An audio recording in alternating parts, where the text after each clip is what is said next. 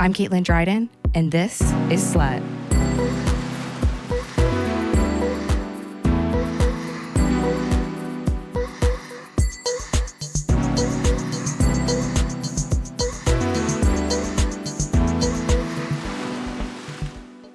I'm Caitlin Dryden, and welcome to Slut, the show where I question who is and what makes a slut. This is part 2 of my conversation with Michelle T. If you have not listened to part 1, I highly suggest you stop right now and go back and listen to it because you'll be confused in the story, and it's such an incredible story, so I really want you to hear it. Today is the release of Sluts, which is the first anthology Michelle edited under her new publication company, Dopamine Press. So do yourself a favor and go purchase a copy of Sluts today wherever you find your books, and make sure to give Dopamine Press some love. You know, go look at their Instagram and get excited for all of the queer books that are to come under that press. So we left our conversation off. Michelle had just started to get sober. She was deep in her addiction. And this part of the conversation is the other side. What happened after she put down the bottle? And a lot happens, and it's pretty incredible. We talk a lot about the creation of Drag Queen Story Hour, how she got knocked up, and you know, where she is at today with her sluttiness and her life. So I can't wait for you to hear it. Sit back, relax, enjoy the show, and stay slutty. Michelle T is up next.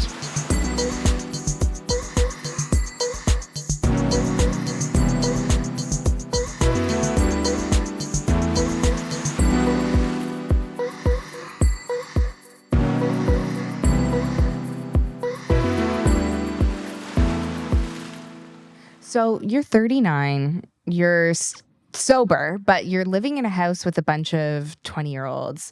And one day you open up the freezer and all these bugs fly out. And then you realize, oh, these bugs were born in the freezer. So that means that there's maggots in the freezer. And I guess it was then that you knew that you needed to make a change. You started to realize that you wanted to become a mom. And then this apartment, the studio apartment in San Francisco for $1,100, you were paying $800 at this place, came up and you were like, I cannot pay that. I'm not paying that. But your friends convinced you to take this apartment. And it's when you take this apartment that your life really starts to change and you start to embark on this process of motherhood. And so can you take us back to that moment? What made you want to get knocked up? Oh, it's so funny. Well, you know, my younger sister, who I'm really close with, had a baby. And, you know, I became very close with her through her pregnancy and with the baby, and really enjoyed being around my niece. And suddenly the reality of like a baby became like real, you know? I mean, the thing is, like, being queer, certainly in queer community, like your peers, I do believe even still are less likely to get pregnant. You know what I mean? I think it's a lot more normal for straight people to have people around them who suddenly go, even if you're an outlier in that, probably you've got people around you who did that. And I just never had anyone around me who was getting pregnant or wanted to get pregnant. And obviously there's a lot of queer people who that's not their story, but that's just not who I was hanging around with. I was hanging around with, you know, sober alcoholics who had spent all of that time getting wasted and then getting sober, making art, you know, living lives that felt maybe a little bit too precarious, you know, to have a baby. Not to mention that when you are a queer, you know, female-bodied person, like, how do you have a baby? You know, like, if you're broke too, like, you know, it was like, I always felt like I had so much scarcity around taking care of just myself. But at that point in time, I had managed to take all the work that I was doing as a literary organizer and gather it under the auspices of a nonprofit organization. So I was running a nonprofit, and the nonprofit was really successful because the work I did was really fucking awesome. What was that It was called Radar Productions. And we did all kinds of stuff. We did a monthly reading series and conversation with authors at the public library. We did We ended up doing a writing retreat in Mexico for queer writers. We did a performance tour. We did all kinds of stuff. And it was stuff that I always did. But now I was mentored by this older fag who's incredible, who's in the nonprofit world. And his activism is sort of taking money from figuring out how to take money, funding that was going to the symphony and the ballet and the opera, and funneling it towards all of these artist-run arts organizations in San Francisco that were helmed by women, queer people, people of color. So, I got kind of put into that channel and it worked. And so suddenly I felt more resourced and I felt more adult as a result of that. And I was living alone and I had a baby in my life. And, there was times throughout my life where I would suddenly consider, like, do I want a baby? Especially I had been in this long relationship, but this person that I was with adamantly did not want a baby and even get kind of upset if I would even bring it up. So it wasn't... You took that out of your brain. Yeah, it wasn't a possibility. So I couldn't even consider it, And so I never felt like I really had decided to not have a kid. It was just more like circumstantially. And then sometimes I would think, well, God, what if I was like super rich and had all the money in the world? I was like, yeah, I probably would have a kid. Like, why wouldn't I have a kid? Like, that's an interesting experience. So I was like, oh, so I'm deciding not to have a kid because I'm broke, which is maybe understandable and maybe even wise, but also kind of offensive. Like, like this important human experience is only available to rich people under capitalism. Like, what the fuck, That sounds like bullshit to me. Yeah, it upset me, you know? And there's always the reality that, like, yeah, you might be broke, but, broke people have different kinds of resources, and I'm probably differently resourced than people who haven't had my experience. But anyway, I was dating this person.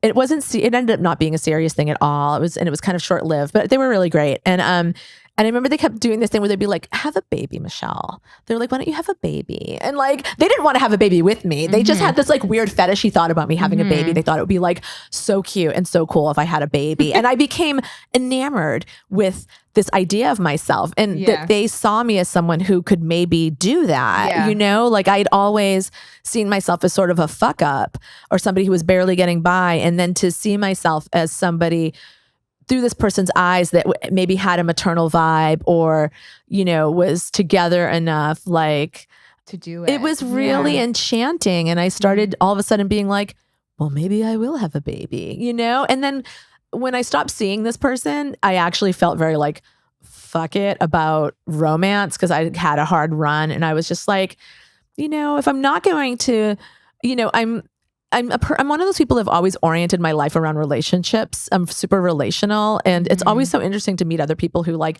didn't do that. They know they could give or take a relationship. I'm always like, who are you? Why and why am I not I like love romance? No, I love love. I'm like, Well, I don't know about you, but my house and my Mercury is in the 7th. My Sun and Mercury are in the 7th house of Libra, which explained everything to me. I have a Venus in Libra. Oh, there you go. Yeah. Enough said. A slut for love, honestly. Yeah, totally. Total slut for love. So I don't know. I just started becoming a little obsessed with the idea and thinking about it a lot and being a little tormented by not knowing decisively if I wanted to or not. And then, I felt like, oh God, it's such a huge, the stakes are so high. Obviously, I need to know absolutely that I want this in order to do it. Because to do otherwise, to pursue something like this with a bit of ambivalence or uncertainty would be terrible, wouldn't it? Yeah. And then I began to understand there was actually no other way, and that I'm usually a little ambivalent about every choice I make. Like, because how can you not be? You always know it. Wrong choice, and I guess I'll figure it out if it is, And I remember a couple things happened. One was I researched my fertility, like based on my age and stuff, and then had the rude awakening of like, you're basically a shriveled up old hag, And I was like, oh my God, the thought that it might already be too late for me. Yeah. Like I just started crying, and I was like, okay, this is information. Like clearly I have a feeling about this. Yeah. And then I did a tarot reading about it, and I got the high priestess, Ooh. Yeah. And I got really good cards, and I was like, okay, I think that, what I was worried about is like, is this going to ruin my life somehow? Because I felt like somebody whose life had finally kind of stabilized and gotten good. And that's what you hear from a lot of people, is that it ruins their lives. Yeah, you do hear that. So you're like, I don't know. But I think that those people didn't necessarily choose that path with their whole heart. I think a lot of people are a little bit shoved into it by the culture, by their own presumptions, by they literally get knocked up. Yeah. you know, and I think there was something about owning 100%. Like I'm choosing this. Whatever happens, I'm choosing it. And I know you thought about it for a long time. Well, I had a long time to think about it because I kept trying to get pregnant and I wasn't getting pregnant. Yeah. Okay, so let's talk about how you tried to get pregnant. So through the community, you figure out, you go to a free clinic, I believe, and they go through your fertility. And then there is a drag queen in the community who wants to give somebody her sperm to make a baby. And that's Quentin, right? Yes. Yeah. So Quentin and you embark on this journey where she would come over in your kitchen, jack off into a warm bowl, and then your other friend would come bring you the bowl, and then you would put the sperm in your vagina. Yes, that's exactly what happened. And it would happen multiple times a month. And I, you know, having been a person who never really had pregnancy scares or anything, and, you know, especially at that point in my life, had just been having sex only with people who could not get me pregnant for decades. Like I wasn't used to like thinking about my cycle in that way, you know, and I just didn't realize. It's a new way of thinking. For sure, you know, and I didn't realize, thankfully, I didn't realize what I was asking Quentin. It was such a big commitment, you know. He would have to come over. You know, I'd have to track exactly when I was ovulating by using, you know, pee sticks and stuff. And then, you know, as my sister would say, you got to cover the spread. So the spread of time, the spread of days when it seemed like I'd be ovulating, he would have to come over. And, you know, no matter what he was doing, you know, maybe he's camping out at Occupy Wall Street in San Francisco, you know, maybe it's his fucking birthday and he's a little drunk and he's been, you know, roller skating all night. Maybe he has a drag show that night, you know, it didn't matter. He had to come over and he was so wonderful. He always did. He always came over. And sometimes he came over in drag, and sometimes he came over with his soggy sign he was holding up at Occupy Wall Street. And, you know, he just was, feels very feminist. I'm obsessed such a feminist. With this. Yeah. He's the most feminist. He's so feminist that he hates the movie Poor Things. He can't handle it. And I loved it so much.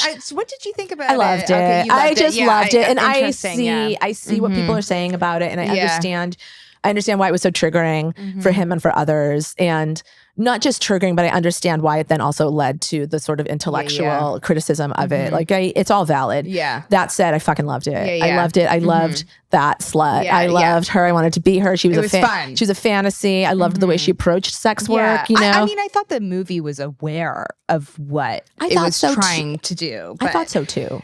Anyways, Quentin is a feminist. Quentin is a big feminist, and we love him more than anything. Yes, he's so incredible and lovely. So yeah, and so we did that for a while, and then during that, I met somebody and fell in love in spite of myself, and they got brought into the whole experiment initially. They wanted to have a kid. Yeah, I mean, that's what it ended up being, you know, and it kind of fast tracked us maybe a little bit that I was already doing this, you know, like even, you know, I now see that even during the moment when they were like, you know, okay, wow, this is your thing, and I so support you, and it's so cool, and yes, I want to keep I want to keep dating you. Yeah, like it would have been insane for either of us to have been okay. Let's do it together because it was so new. But we ended up doing it together. Do you know? And it grew in that. It grew into that in an organic way. But I think it was also that right from the beginning. You know. Yeah. And so so they became involved in it, and that really changed everything.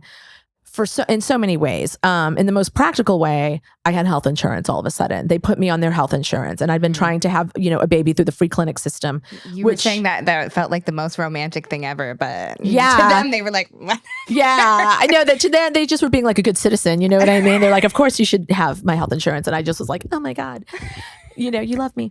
Yeah, because I did not. They said, I love you at that point? Yes, I believe so. Okay, yeah, I do believe that. Yeah. So yeah. And so what that did was I was able to actually talk about this desire with somebody who was interested in hearing and helping. Because in a free clinic, they're just trying to keep you from like not dying, you know, or like having a psychiatric episode. It was just really kind of crisis care almost. And now I had this great person, this great gynecologist, and she was just like, yeah, let's, you know, get you pregnant. Oh, you have fibroids. Oh, you need to have all these fibroids removed. That's probably one of the reasons why you weren't getting pregnant.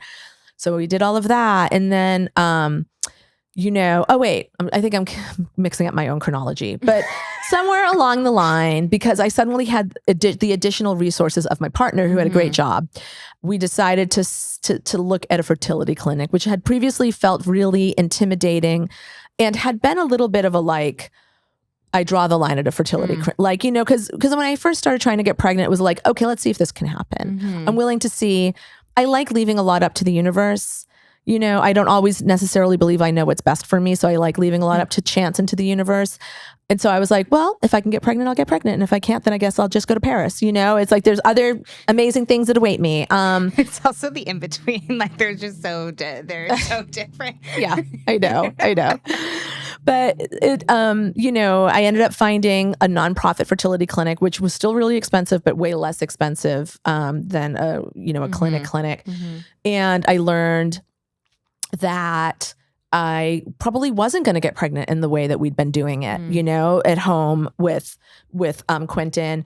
You know, at my age, I didn't have a lot of healthy eggs naturally. Like nobody, you know, most average people at my age, at that age, don't have a ton of healthy eggs, and I had less than average, is what I learned. And then, but then when the doctor realized that I was partnered with another person who also had ovaries and was 10 years younger than me, they got really excited, and they were like, "Bring that person in. Let's look at their ovaries." And they, of course, had great eggs, and they were like, "Why don't we take one of this person's egg, and you know, you can carry the baby." So it really, you know, it complicated things in that way, where it was like, oh, we did look at, you know, artificial reproductive or assisted reproductive technology. Yeah, we did that because suddenly it was really easy for me to be like, I would never do that when it felt out of reach economically. But then suddenly when it didn't feel out of reach, I was like, well, why wouldn't I do that? I guess I know that I want this now. So, you know, and then also, before I was calling all the shots of like what I wanted to do. And now I had to, you know, adjust.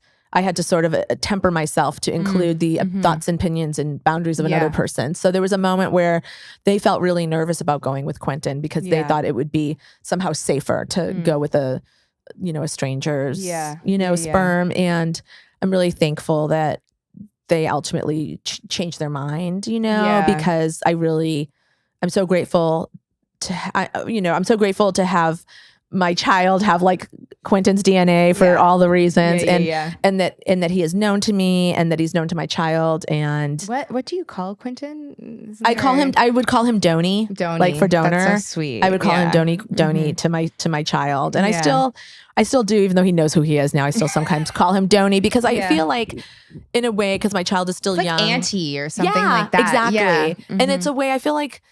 He's constantly, I expect this. I think this is what's happening, and I expect it to continue to happen, that he's constantly sort of he's sort of waking up to the repercussions of what this is, what this means, you know, like his understanding. Quentin. No, my child. Your child. My child is sort of, okay, like this person helped you make me. Okay, whatever that means. Oh, okay, this person gave you sperm. Okay. What do you think he thinks about it right now? I don't know. I'm not quite sure. He has a half sibling, and I told him about his half sibling like a little less than a year ago. And he was like, oh, you know, he was like intrigued by that. I wanted to tell him at a time that he could understand it, quote, appropriately, whatever that means. I didn't want him to be little and be like, I have a sister, you know, in this way, you know. But I also didn't want to wait so long that he would be like, why the hell haven't you told me this earlier? So it was like really hard to figure out what the right timing was. I did tell him, and he was like curious. And I was like, this person lives in San Francisco. And we were going there, and I was like, do you want to meet her? And I was thinking we could like all get an ice cream together or something and have it be brief, but just have a time limit on it. We're going to eat an ice cream together. He was like, I would like to walk by them. And I was like, that is harder to arrange. Like that feels a little like maybe we're just not ready to meet them yet. And that's fine. Yeah. And literally you don't ever have to meet them if you don't want to, or you can totally, you know, it's like, it's really, you know, so you know, we haven't been back to San Francisco together. So it hasn't come up again. Quentin has also gotten another person pregnant who's about to have a child. Wow. Yeah. So my kid's going to have a couple now of half siblings, which I love. So we'll see. And he seems like totally open to it. Yeah. So I don't know. You know, I'm waiting in a way for at some point from like, oh, like to have some sort of like cognitive leap where he's like, oh, you know, Quentin's my dad, or you know what I mean? Even though, but you know, honestly, I think that we might have done such a good job with the whole thing that he may never think of Quentin as a dad, you know, but I do think maybe at some point he might be like, oh, so, you know, I'm related. I have Quentin's DNA. Like that means like I'm related to Quentin has a family that I'm related to. Like I imagine that it just might broaden his sort of concept, you know, his conceptual grasp on it might just kind of keep getting bigger. Yeah. Has motherhood been everything you expected it to be? Pretty much, you know, I mean, what's interesting, the only ways that it hasn't been, I guess, is that, you know, I expected to remain with Dashiell, my partner, who I had the baby with, and we got divorced, and that really changed everything. And it's only been really amazing changes and has led me to firmly believe that if you want to have a baby, you should definitely have a baby, not with your romantic partner, but with somebody that you can share custody with. And, you know, like when me and Dashiell first split up, I was just wrenched at the thought that I was going to lose access to my child 50%, right? We were going to share custody. So now I was going to be without him half the time. I was just like, how is that okay? How is that going to fucking work? How? And then less wrenching, more intellectually troubling was also like, and how am I going to work? Yeah. How am I going to get work done with just me and the baby, me and the child? What I very quickly found out is that it's fucking awesome to have your kid away for half the time. It's awesome. Yeah. It's really awesome. During that week, like right now I'm off.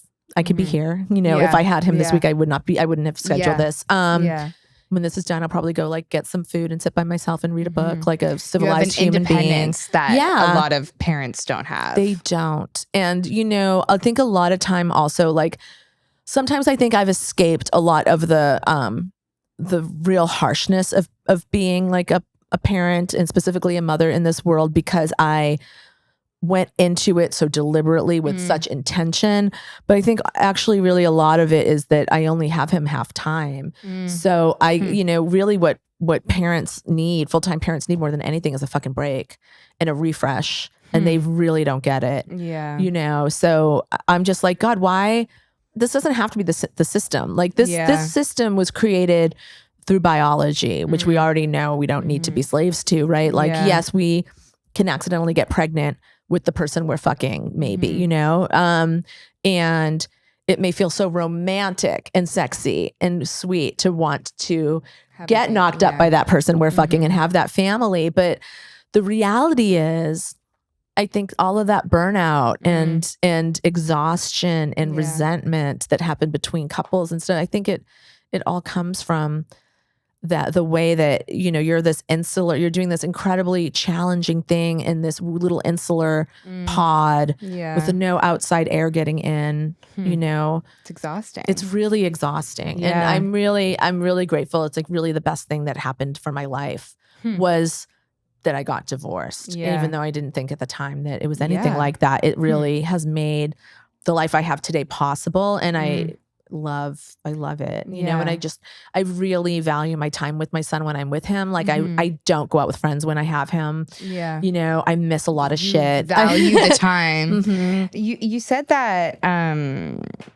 so you're now divorced, but, you said in the book that you two were brought together to bring life together, and now you're remarried, your husband TJ, right? It's TJ. Yeah. What do you think your relationship with TJ is meant to bring to this life? Gosh, I'm not sure. You know, maybe I don't need anything anymore. You know what I mean? Like I just want to enjoy him. Yeah. You know, I really do. Like it's so interesting to be with him, to be with a person, and of course him specifically, on the other side of a major divorce. And it doesn't feel like my first. You know, I had referred to the other person I was with who transitioned while we were together. We were together for 7 years also, and that was a really big experience and sort of end of love to like weather. And I think having these two experiences of an ending of love that I very romantically in both cases thought would last forever really changes you, you know? And in some ways it can feel kind of tragic the way it changes you. And in other ways it can feel really kind of liberating. And I don't necessarily lean on romantic relationships or romance in the way that I did or expect, want, or need from romantic relationships, things that I used to. You know, with TJ, I feel like he is somebody that, you know, I am really I'm really able to be my full sexual self in relationship with. And it's not the first time that it's happened, but it had been a really long time, you know, and I'm sober, you know, and you know, just things that weren't true. Maybe the last times I had that experience, and he's just like somebody who's incredibly reliable. It's just like very interesting to be with somebody who I feel like I have really hot chemistry with. He wants to do terrible things to me, and also is not like a terrible person. Also, like I sort of gave up in a way, like thinking that I could have sort of like sexual desires met because I was like, yes, I really like people to do these terrible things to me, but then it also seems like they're a little terrible in real life too, you know, like there's a connection there. Yeah. You know, like, you're like a stone top and maybe you're a little bit of a sadist, and also like maybe you're a little controlling in real life too, you know, and maybe there's like, I don't know, there just was always a way that it didn't work. And, you know, as somebody who had wanted a relationship, I felt like, well, I'm just going to not care about these like sexual desires because maybe they're incompatible with a healthy relationship. So it's been really cool to be like, oh my God, like you like doing all these things, but like you also understand that it's like play and fantasy and like you respect me and love me. Exist in both worlds. Yeah. Which is not to say that he doesn't have a tendency towards being controlling. I do think there's obviously, I'm also very like go with the flow and I'm a big bottom. Shocker, you know? So like obviously somebody needs to be in control. Yeah, totally. Like obviously these are like not separate from who we are in other ways, but he is just like the best person. And so it's such a delight and a relief and a revelation to be with somebody that, you know, is so reliable and kind and smart and has a real solid heart and is so trustworthy and also just like such a monster. This may be a bad question to ask somebody who's married, but do you feel like romantic love can live forever? I don't know. I think it's a sort of like Tinkerbell situation where like you have to believe in it or it will die. You know, I think it's like a little bit up to you to believe that it can last forever and do the things and take the actions, you know, towards making that be so. And sometimes, you know, that being a like a fake it till you make it moment because like allowing yourself to have ebbs and flows. And if it ebbs, like not necessarily being like, well, it's over now. Yeah. You know, and I think a lot of people who are like super, what do you call it? Like, it's not chronic monogamous. What is it called? Like serial monogamous. Serial monogamous. Yeah. Who, and especially those people who like end their relationship sort of like all the time. Yeah. I think it's like, you know, you hit that lull and you're like, off the train. Yeah. And that just feels like that means it's over or something rather than I think the thing is to be like, well, what happens after that? And what happens if you just actually gun it a little bit, you know? And it's like, of course things happen, you know? And it's like, I know that because I am such a fucking dopamine queen that sometimes I'm like, oh, that heady feeling of like the first kiss and the, you know, the first time when you're like fully gripped by that person and you're in the dopamine. It's like, you know, I can definitely dwell on like, that's gone forever now, you know? And I've always been like that, you know? And I've definitely gotten out of relationships when I was younger because of that and been like, I can't, you know? And now being older and just being like, oh, I can see how that can just lead to a life where you just live like that forever. Yeah. And you're chasing a rush. And I just don't want that, you know? And I don't want to use people like drugs, you know? And if you equate romance to specifically the physical experience of limerence, which is a physical, neurological experience, then I guess the answer is no. But if romance is like, okay, I'm going to like not be such an addict about it and like grow it and play and just be like, I think that's something that happens also is that I think that, and maybe I'm just speaking for myself, but when you're in the throes of limerence, there's something about like you almost see a different side of yourself. You're experiencing yourself in a different way. Yeah. And then I think that when you lose a bit of that and you and that other person become a bit more habituated to each other, it can be harder to take yourself seriously as a mysterious sexual person with all the sex powers. You know what I mean? So it's like you have to almost believe in yourself and keep being like, oh, I'm still that fucking person. I'm still that hot bitch. Like I gotta just like kick it in and do it, you know? And like, I think it's totally understandable to have like crises of confidence around that sometimes. Yeah. And I just think, the cool thing about a commitment is that you commit to getting over those humps and seeing what's on the other side. Because there's always shit on the other side. And to a certain extent, like, what's not on the other side. If you can get out of it and go, have that chemical experience of falling in love anew if you want. And then again and again and again and again and again, you know? Yeah. I mean, I choose to believe, I have to believe that it can exist for, I can't like think of it any other way.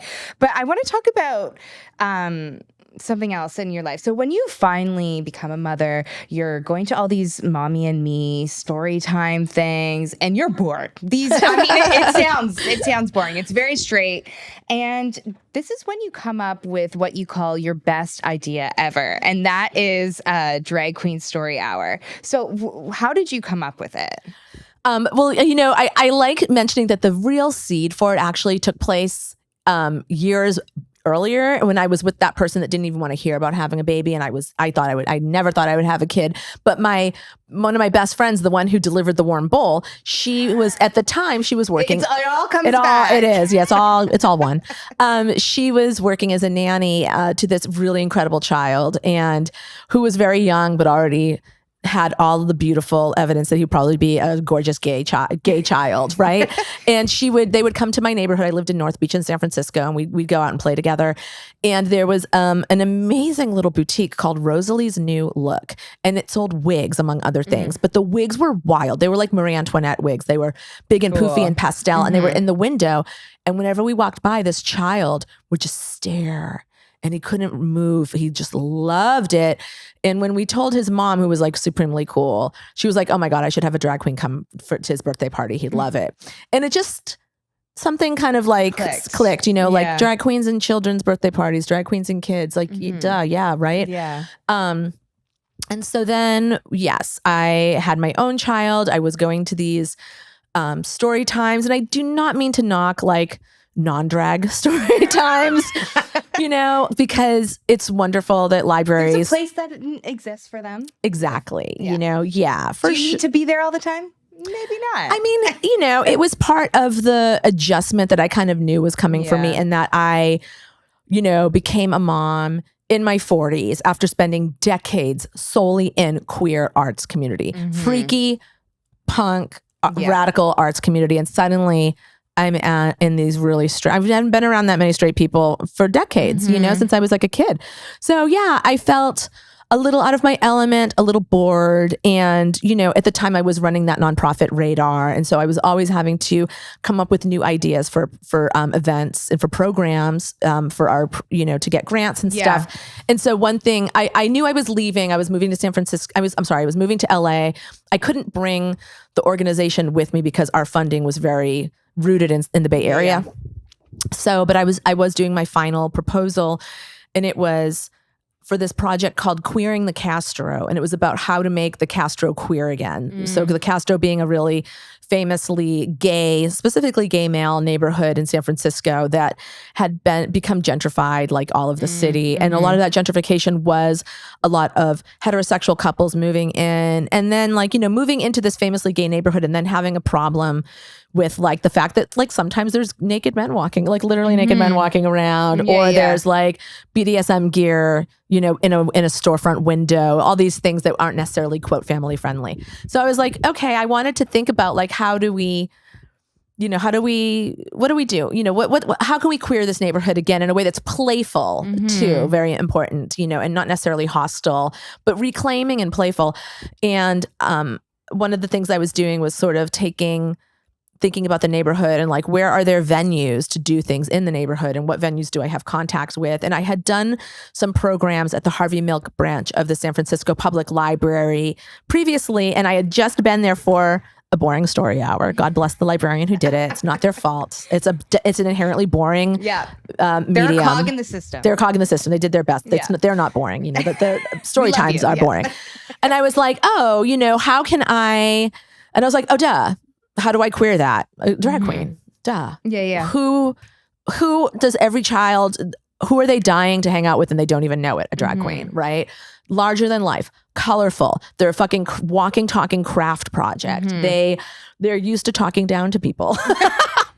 Right? Because they're in bars, they're talking to drunk people. They're like having to explain things. They know how to corral unruly energy in a way that is gracious and funny. And they're magical. They're fucking magical beings. Yeah. So great. 1,000,000%. I wish I had drag queen story hour as a kid. I would have been obsessed with that. Me too. I would have, because I was a real femme when I was a kid. I liked to always do dress up. I liked to try to leave the house in outfits my mom was like, it's not acceptable. All that stuff. Yeah. So I was like, okay, we'll do a drag queen story hour at the Harvey Milk Branch Library. They, of course, were up for it. I wrote the grant narrative. It was submitted. Radar got the grant. I was gone by then, so I never implemented it. It was implemented by my successor, Julian Delgado Lopera, and he's really great. He's a trans writer and performer, and he was like literally raised by drag queens and trans women in the Mission District of San Francisco. So this was super close to his heart, and he did an amazing job producing it and then allowing it to become like a central organizing point for Radar. So it became really, really a big deal. And then now, meanwhile, right after the first one happened in San Francisco, and it got some attention. I was going to be in Brooklyn or in New York, and I published with the Feminist Press. And at the time, they were reprinting a collection of feminist fairy tales, and they were looking for interesting ways to present the book. And so they were like, oh, why don't we have a drag queen story hour and the drag queens can read these feminist fairy tales, and you're going to be there. Would you introduce and I was like, oh, I'd love to. And and I booked Quentin at it, so Quentin was on board right from the beginning. And, it being New York, the New Yorker was there. And so it was immediately written up in about town, kind of my dream to be in one of those segments.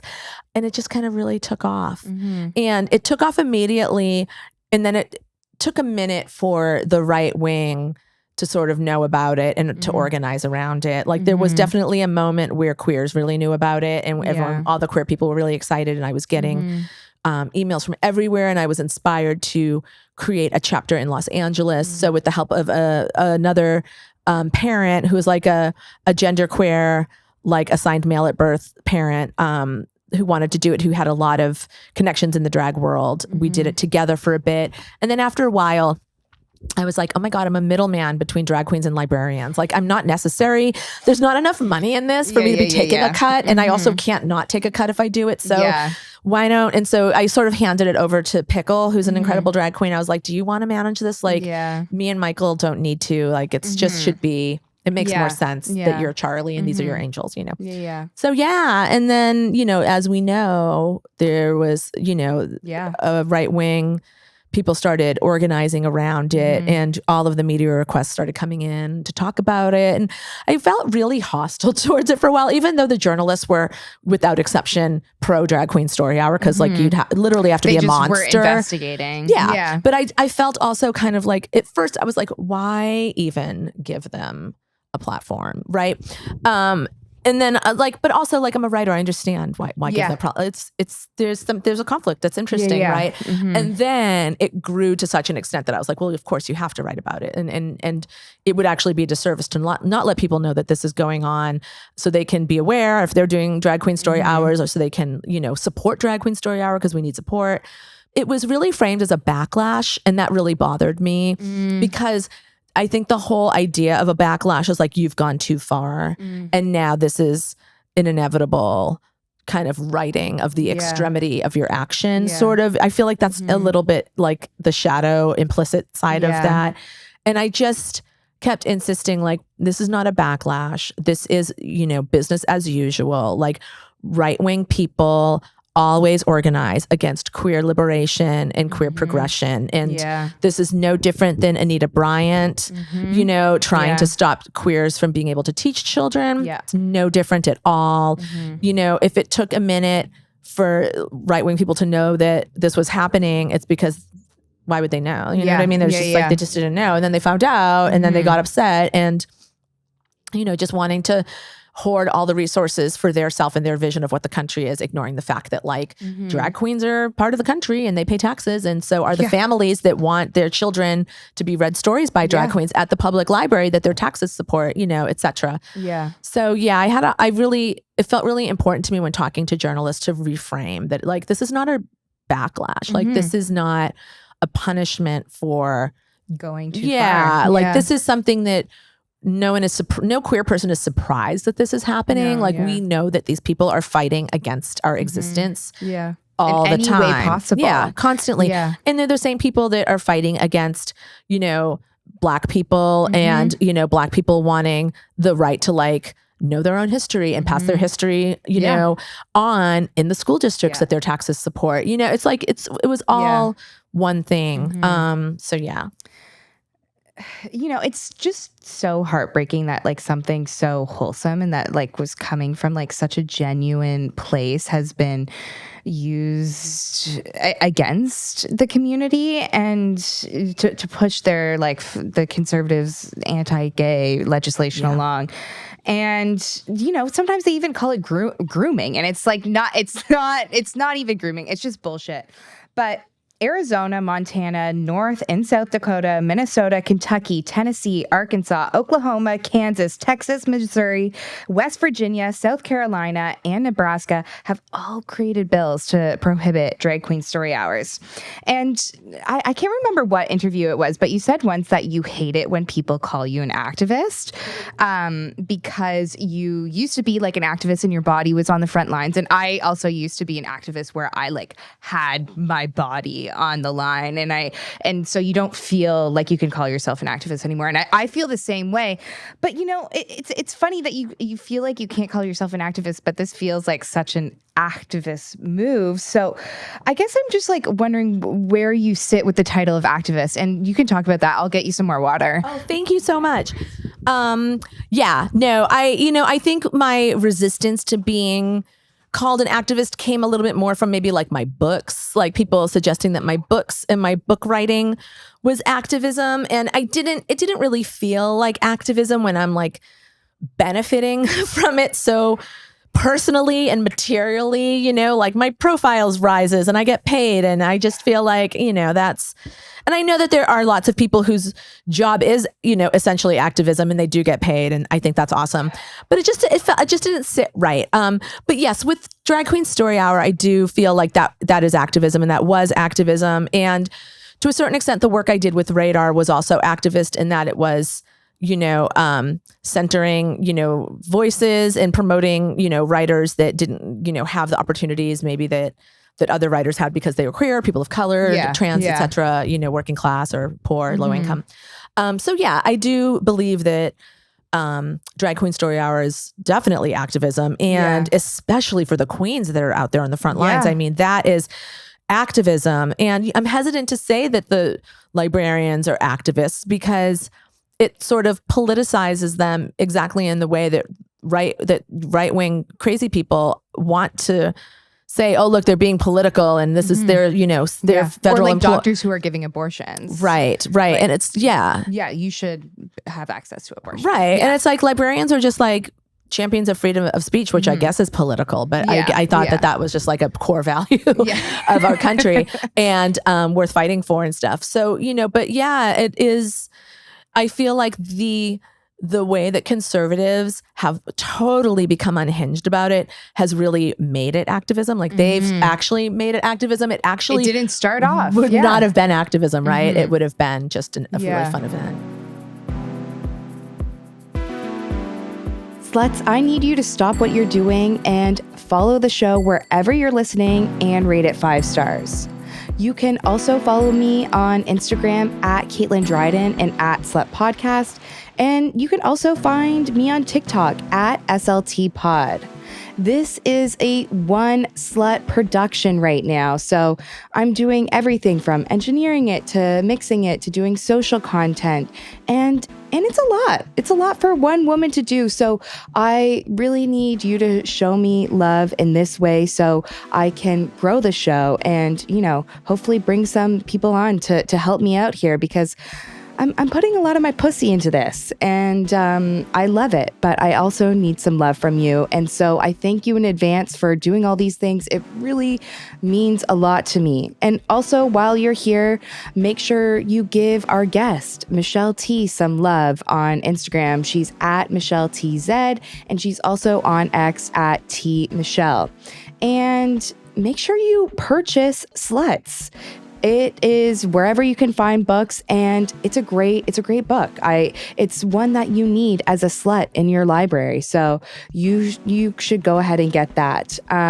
Links to all these and much more are in the description to this episode. Anyways, let's get back to the show. Here is Michelle T.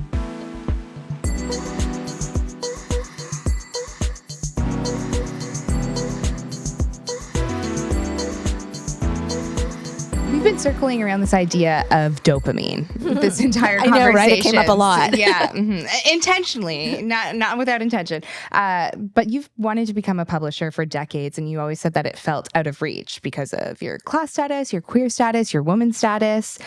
And I found this quote of yours from Against. And I think this was, I'm just taking it out of context a little bit, but I like this. Okay. Certain things give my body dopamine. Sex, shopping, smoking, text messages, possibility, anticipation.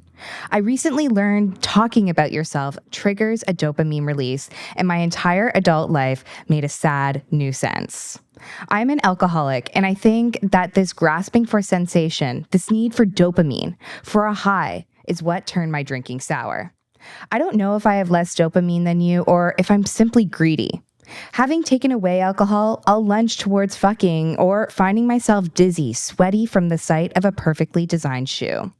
So what is your obsession with dopamine, and why did you call Dopamine Press? Well, I mean, I think you just read my obsession with dopamine. It's like, feels really good. And I either am greedy for more or have a deficiency. Yeah. Like, who knows? And, I actually do take a psychiatric medication at this point. So it is surely toned down, but thankfully not dulled, because we don't want to lose that. But yeah, it's, the name dopamine came up among men. It actually was not the first choice. I mean, that said, it's absolutely the spiritual name of this press. Like, it was the name it always had. It was always meant to be called Dopamine. Yeah. I just had to find that out.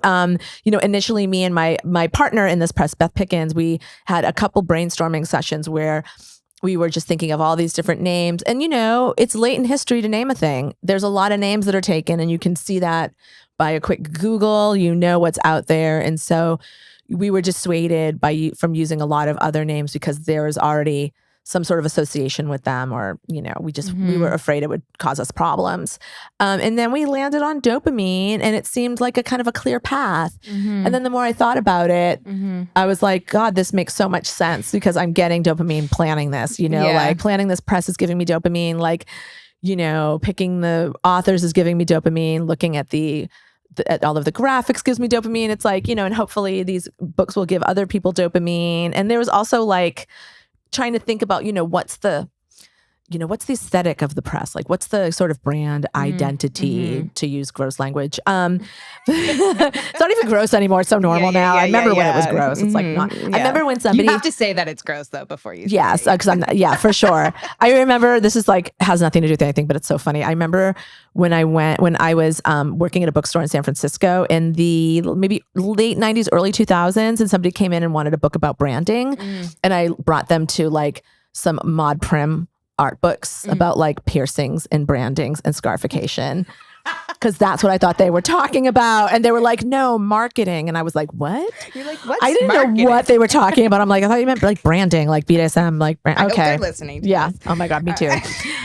So funny. But yeah. And so thinking about that was a little, it's like, I trusted it would kind of hone itself, but I also know that like personally I have a lot of different kinds of stuff. I mean, you know, I'm a little bit of a magpie, I'm an Aquarius. I like a lot of, I'm never one of those people that has like a uniform, you know, or like a signature scent. It's like, I like wearing all kinds of different clothes. Yeah. I like smelling all kinds of different ways. So, and I do understand that the press needs an identity. So what is it going to be? And, you know, once we landed on dopamine, I was like, oh, this makes a lot of sense. Like there's a druggy connotation, but it's wholesome. Yeah. Because it's natural, you know? Yeah. And it's like, I don't want to be promoting drugs because like that would be weird and gross. But also it's naive to not have a awareness about drugs and their place in culture too, you know? And also like dopamine dressing, you know, like that whole like trend of dopamine dressing. Like I fucking love that, you know? And it just, I was like, yes, it's right. It's right. Yeah. It made sense. So I was wondering, to finish us off, if you could read one of my favorite pieces of writing from you, and that's How to Not Be a Queer Douchebag. Oh my God, that's so funny. Hey, sluts, if you're watching the video, you may notice that from here on out, we lose it. And that's just because Michelle and I talked for so long that the video camera died on us. And my apologies, but I'm learning as I go with this. So, you know, we'll make improvements next time. But stay with us for the next 10 minutes till the end of the episode to hear Michelle read my favorite piece, as I said from her, called How to Not Be a Queer Douchebag. And it's from her book, Against. Here she is. How not to be a queer douchebag. Dear people, hi, you are all so cute. I just added that part after being here for a few minutes and seeing everyone's excellent hairdos and raggedy fashions. Good job being adorable. I am here to give you advice you have not asked for, because I am 40 years old and you are not. This probably sounds repugnant to some of you, insultingly ageist to both you and me. It is true that most younger people have their shit stunningly more together than me, at whatever age. In fact, let's prove this. How old are you? Parentheses, explain what I was doing at that exact age. Okay, so we now know that you are very ahead of the game. It is worth noting that I am a sober alcoholic. That means I'm, you know, an alcoholic. Just out of curiosity, has anyone read any of my books? Okay, then you may have an idea of what I am talking about. I began drinking in earnest when I was 15 years old, and I stopped when I was 32. There is this idea that alcoholics stop emotionally maturing at the age you start drinking, and then you pick back up again when you quit. This makes me emotionally 23 years old, which feels correct. There are a lot of people in their 30s and 40s who are about 23 years old emotionally. This is why I cut to the chase and date 23-year-olds. Kidding. I really don't do that anymore. Anyway, I think it is clear that none of you needs anyone to tell you how to live your life. And in fact, we of the older generations could greatly benefit from you telling us what to do. So if anyone would like to tell me how to live my life at the close of this, quote, speech, I am totally into it. For real. Meanwhile, I am here and I enjoy telling people what to do. So here we go. Stop policing each other like little queer police officers. I have never seen a quadrant of people so ready to tear each other's faces off as queers. I'm going to actually narrow my focus here and say queers who were assigned female at birth. Are we all on the same page here? Okay, good. Listen, we're sensitive. I understand. I am so sensitive, I have to take a fantastic SSRI called Celexa to keep me from bursting into tears all the time. I'm not kidding. And I'm not ashamed. There's no shame in any of my games. If you also have a hard time not bursting into tears all the time, I heartily recommend it. Do not be afraid or embarrassed to do whatever you have to do to take care of yourself. But back to this policing thing. We're all so sensitive, right? And we have been our whole lives, and let's face it, no one cared. If you grew up in my family, and you didn't, none of you, but if you had grown up in my family and you burst into tears all the time, people mocked you, threatened to give you something to cry about, and called you Chelsea Waterworks. I'm from Chelsea, but you can substitute your own crappy hometown. If you grew up in New England, it's especially brutal because everyone is hard as nails and they want to throw rocks at whatever exhibits weakness. So what do? You go to a super gay liberal college where you can major in sensitivity and then move someplace like Portland or San Francisco where you can make a career out of all your unhealed triggers. That's what happens. And listen, I get that being called on your shit is a special and important part of becoming a good, healthy, socially conscious person. We're all good-hearted people, right? But we grow up with these huge blind spots because we were raised entirely among white people or rich white people, or we've never heard of transgender people before, even though we're about to realize that we in fact are transgender by the end of this conference. It's important to point out to people when they are fucking up. What I ask is, can we not enjoy it so much? I think we've all had the experience of telling someone that what they said or did is wicked, sexist, racist, ageist, biphobic, what have you. And it can feel really good because if you're like me, you probably feel like your head is up your ass all the time. And it can feel so awesome to be like, yes, I know that is fucked up. Hey, you don't say that. Now I am the hero. I am the champion of knowing how to be in the world. But you're going to fuck up too. I'm going to fuck up. I think it's really important to be humble and forgiving and not like totally get off on shaming a person for not knowing everything yet. Because I am an alcoholic and I hang out in a lot of sort of self-helpy environments where people love to create acronyms, I will share with you that shame means should have already mastered everything. Get it? Amazing. Let's be gentle with each other. Let's try not to be defensive when someone steps up and schools us. Let's listen to the schooler and Miss Know-It-All Schooly Pants. Let's be compassionate toward the more ass-headed among us. I guarantee that in your career, your long career as a queer, you will have many occasions to be on both sides of this dynamic. Let's make it as pleasant and helpful as possible, shall we? Don't fall in love with a person you have never met but only know from the internet. You guys, this happened to me. I was so embarrassed, but then I learned that it has happened to others too, so now I'm all empowered and speaking out. I don't mean don't meet someone on the internet, go have coffee with them, and then fall in love. That's great. I mean, don't fall in love with someone on the internet, never have coffee with them because they in fact live across the country in their mother's sewing room because they are recently out of rehab and taking opiate blockers so that in case they relapse on heroin for the 16th time, they don't get high from it and get their license revoked for driving the getaway car for some drug addicts who are holding up a liquor store with dirty needles and know they are also on probation and can't leave the state of Massachusetts and then fall in love. I know there are some of you in this audience right now thinking, oh my God, that sounds like my dream girlfriend. Am I right? Holler if you hear me. You are sick people. Why do queers like gigantic disasters so much? I blame seeing the film Times Square when I was 12 years old. Here are some people whose problems I have romanticized and involved myself in. Girls who like to bang their heads on walls, depressed people not on medication, people who like to pop Xanax for their anxiety, aka pillheads who think they are being healthy, surly genderqueers unable to find employment, suicidal trans men, handsome rascals with borderline personality disorders, unfaithful potheads, cranky people who are annoyed all the time and talk to you, me, like you're stupid, anxious people who get angry people who get anxious, radical activists, sociopaths. They make great activists because they don't care about hurting people, and more. In every instance, I sort of hugged these problems to my scant bosom, thinking, the poor things, they have had such a hard time because they are queer, genderqueer, female, not really female, too smart for this world, too sensitive for this world, need therapy so bad, but will never ever go because why should they when I am here to deal with their bullshit all day long? Some of these people were sweet messes, and some were actually sort of abusive. I see people, mostly but not entirely femmes, stay in relationships like this because they don't want to be a bad ally. They don't want to betray someone, not stick around for the hard stuff. They know how hard it is to be queer, and they want to be loving and supportive. Right. Listen, love makes everyone go against their own best interests. And I know we all have our process with this stuff. But next time you find yourself having a moment with some hot, troubled individual who is being a total asshole and then giving you some sort of sob story about why you don't understand what's going on for them, remember this moment. Wonder, is this what Michelle was talking about? Yes, it is.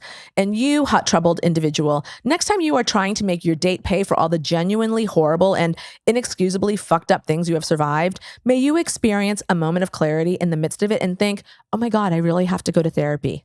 May you both go to therapy. May you both go to therapy and Al-Anon, a lovely place to go to learn how to be in healthy relationships, to not be doormats or tyrants. May you break up with one another. Not because you don't deserve love, of course you do, but because there are times in our insane queer lives when it is better for us to be alone with ourselves, figuring out our own shit, not putting another person through it, or allowing ourselves to be dragged around, boundaryless, crying all the time. Just break up. awesome things happen because of breakups. Here are some things that I have done specifically because a breakup gave me the time, energy, space, and or money to do it. I went to Paris, started smoking, quit smoking, bought a really expensive purse, started a writing retreat, had affairs with Parisians, went to Paris Fashion Week. Basically, the best thing you can do for yourself when you're going through a breakup is go to Paris. Do it. The queers in Paris are so into you, I promise. Go and have sex with them. They are all very promiscuous. French people are like, sex? Psst. That's what they do when something is like not a big deal. Psst. It's like whatever, but more sophisticated.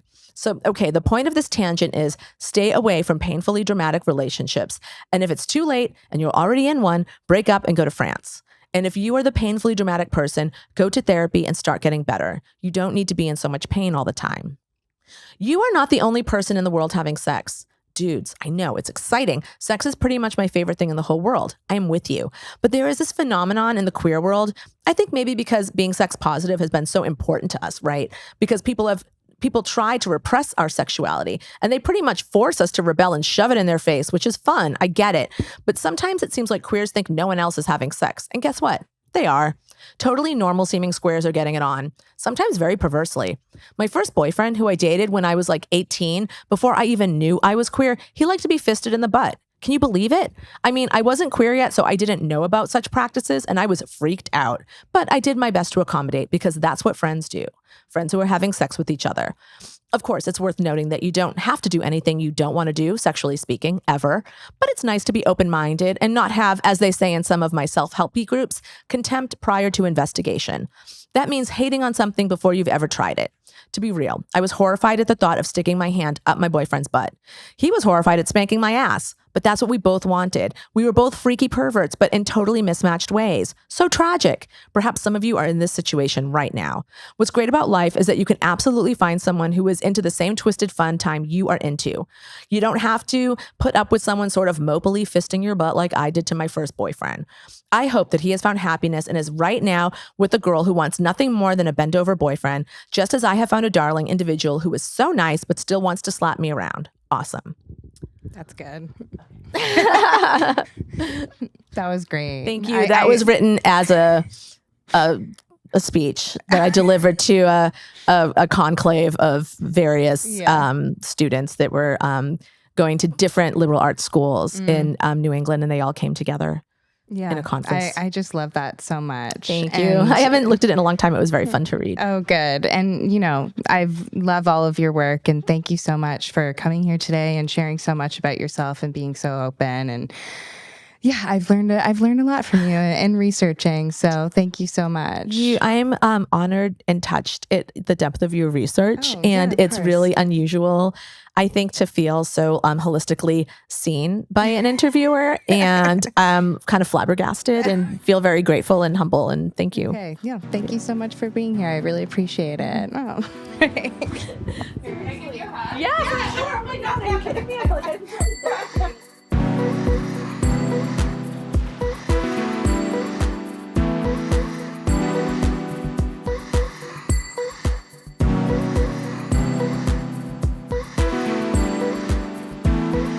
You can pick up a copy of Sluts wherever you find your books starting on May 7th. And if you're listening to this before that, you can pre-order it online now. Make sure to give Michelle T some love on Instagram at MichelleTX and on Twitter at TMichelle. Thank you, Michelle, for coming on the show and for giving us so much of your time. It was so valued, and I just loved hearing your story and researching it. So yeah, thank you so much again. And be sure to keep an eye on what's to come with Dopamine Press in the following years and months. I'm sure there's going to be some great queer novels coming up. Also, make sure you follow Slut and rate it 5 stars wherever you're listening. And make sure you're following at Slut Podcast and at Caitlin Dryden on Instagram and at SLT Pod on TikTok.